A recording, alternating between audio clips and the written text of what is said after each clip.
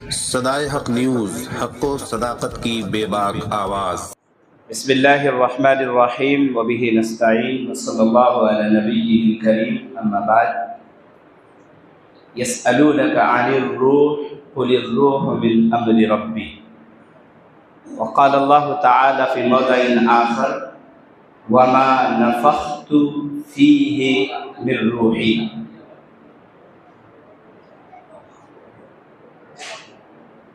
Stage پر تشریف فرما ہمارے معزز علماء جنت میں گھر بنے کا جو مسجد بناؤگے آسان راستہ ہے یہ جنت میں جائیے، آسان راستہ ہے یہ جنت میں جائیے، مسجد خدا کا گھر ہے جی مسجد بنائیے۔ یہ جو بچا ہوا وقت اور یہ بھی شکل بڑی تیزی کے ساتھ آپ کے بیچ پڑھ رہا ہوں، ملاحظہ فرمانے کہ دولت کو روکے رکھنے کی عادت خراب ہے، دولت کو روکے رکھنے کی عادت خراب ہے، دولت کو روکے رکھنے کی عادت یہ میرا ہاتھ ہے، خراب ہے، میرا سر ہے، آپ کا سر ہے، میرا پیر ہے، آپ کا پیر ہے، دولت کو خرچ کرنے کا جذبہ دکھائیے، دولت کو خرچ کرنے کا جذبہ دکھائیے، مسجد خدا کا گھر ہے جی مسجد بنائیے، راہ خدا میں اپنی یہ دولت لٹائیے، کہ اگر وہ موجود نہ ہے تو دنیا کا یہ جو پورا سسٹم ہے یہ خراب ہے۔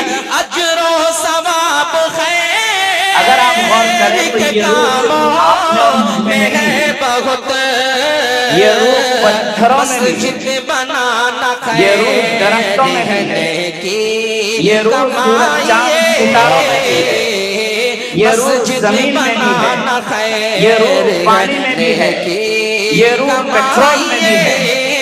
پیٹرول کی روحانی طاقت یہ ہے کہ پیٹرول کو آپ گاڑی میں ڈالیں اور آپ کی گاڑی آگے کی طرف دوڑنے لگ جائے۔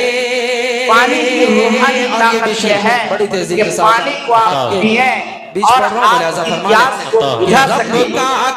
زمین کی روحانی طاقت یہ ہے کہ آپ اس کے اندر اپنی بیج کو ڈالیں اور زمین ہرے بھرے کھیت آپ کے سامنے پہ جو مسجد سے جڑ سسٹم رب کا پورا نظام اس کے پیچھے اصل طاقت جو کام کر رہی ہے وہ روحانی۔ لہذا اب آپ اگر غور فرمائیں گے کہ میرا وقت، آپ کا وقت اور میرے اور آپ کی طرف پورے ورلڈ میں جو 2 کروڑ مسلمان ہیں ان کا وقت کہاں ہو رہا ہے؟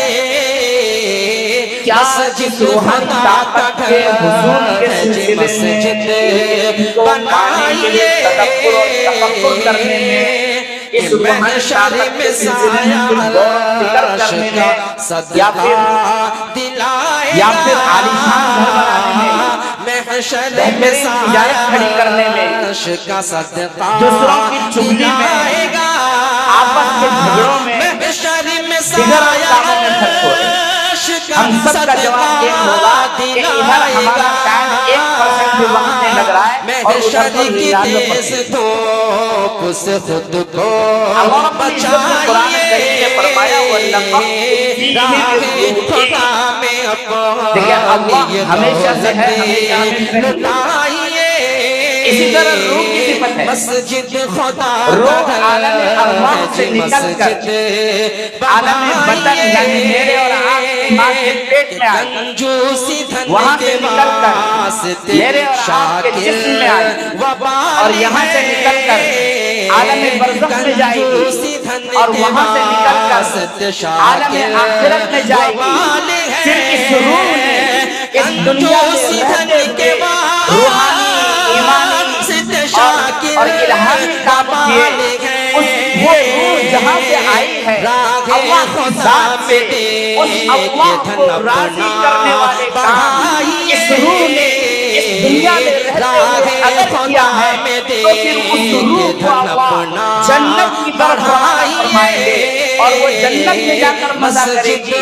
اور اگر اس روح نے اس دنیا میں اس روحانی طاقت کو مضبوط کرنے کے لیے اللہ کو راضی کرنے والے کام نہیں کیے تو ٹھکانہ جہنم کا ہے۔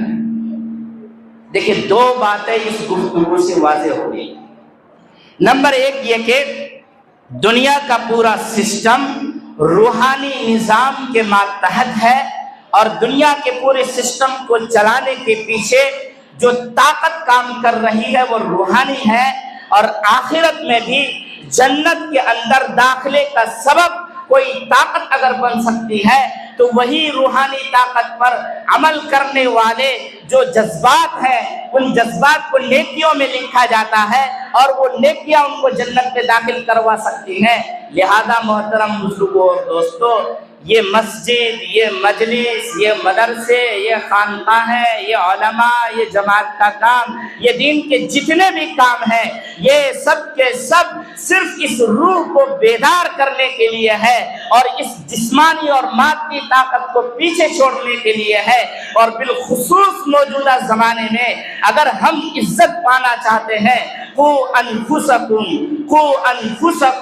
وَأَهْلِيكُمْ نَارًا، پہلے اپنے آپ پر محنت کیجیے، قسم کھائیے کہ میں اپنی روح کو تلاش کروں گا۔ تلاش کیجیے، کسی بزرگ کا دامن پکڑیے، کسی اللہ والے کے پاس جائیے اور ان سے کہیے میرے اندر یہ بیماری ہے۔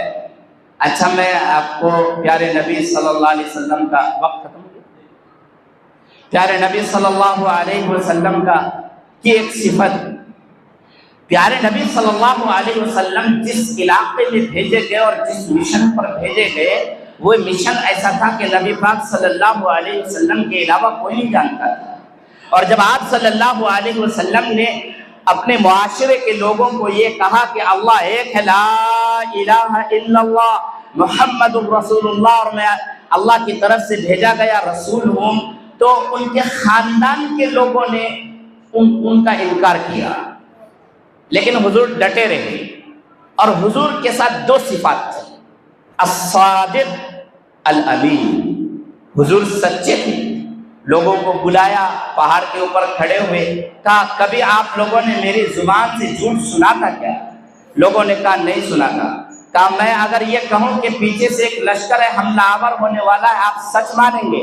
کہا سچ مانیں گے۔ انہوں نے کہا اللہ ایک ہے۔ لوگوں نے انکار کیا، ابو لہب نے پتھر اٹھایا، حضور کو مارا۔ حضور پاک صلی اللہ علیہ وسلم بازاروں میں گھومتے تھے، لوگوں کو کہتے ہوئے، دعوت دیتے ہوئے، وہ پیچھے سے گالیاں دیتا تھا اور پتھریں مارتا تھا۔ حضور پاک صلی اللہ علیہ وسلم نے ان تمام پریشانیوں کے باوجود دو صفت اپنائی، نمبر ایک سچائی کا، نمبر دو امانت داری کا۔ میں آپ کو یہ بتا دوں کہ اگر اس وقت اس گاؤں میں آپ سے یہ کہوں اور آپ ایماندار ہیں کہ مجھے ایک ایسا آدمی دے دیجیے جس کو میں 10 لاکھ روپے بطور امانت دینا چاہتا ہوں، وہ 10 لاکھ روپے رکھے میں 3 سال کے بعد آ کر کے لے جاؤں گا، کیا آپ کسی کا نام بتا پائیں گے؟ نہیں بتا پائیں گے۔ آپ کہیں گے کہ کوئی ایسا شخص نہیں ہے بھائی، امانت اٹھ گئی ہے۔ حضور پاک صلی اللہ علیہ وسلم نے ان دو صفات کو اپنایا، مکے میں کام کیا، اپنی ذات پر پہلے محنت ہوئی اور پھر مکے میں آپ نے کام کیا اور پھر مکے میں ایک فضا بنی، پھر مدینے میں جا کے کام کیا، پورے عرب میں فضا بنی، پورے ملک اور پورے ورلڈ میں پھر وہ پیغام پہنچا اور پہنچنے کے بعد اسلام پھیلا۔ ہندوستان میں 30 کروڑ مسلمان ہیں، کشن گنج میں 16 لاکھ مسلمان ہیں۔ کیا اگر ہم الصادق الامین والی صفت کو اپنا کر اپنے معاملات کو صحیح کریں اور اپنی روح پر کسی بزرگ سے ملاقات کر کے محنت کرنے کی کوشش کریں، کیا ہمارے ذریعے اسلام کو تقویت اور طاقت نہیں پہنچ سکتی ہے؟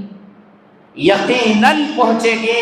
محترم بزرگوں اور دوستوں، لہذا کرنے کا کام دو ہے۔ نمبر ایک اپنی روحانی طاقت کو مضبوط کیجئے۔ حضرت صالح نے کہا پہاڑ سے اونٹنی نکالیے، پہاڑ میں زلزلہ آیا، اونٹنی نکل آئی، روحانی طاقت تھی۔ حضرت موسیٰ نے کہا اپنے لاٹھی سے سانپ بن جائیے، لاٹھی سانپ بن گئی، روحانی طاقت تھی۔ حضرت سلیمان علیہ السلام ہوا میں اڑتے تھے، چیٹی سے بات کرتے تھے، ہدہد پرندہ ان کے ارضیات کا انجینئر تھا، اور وہ پانی کے بارے میں تحقیق کرتا تھا، پرندوں سے گفتگو ہوتی تھی، روحانی طاقت تھی۔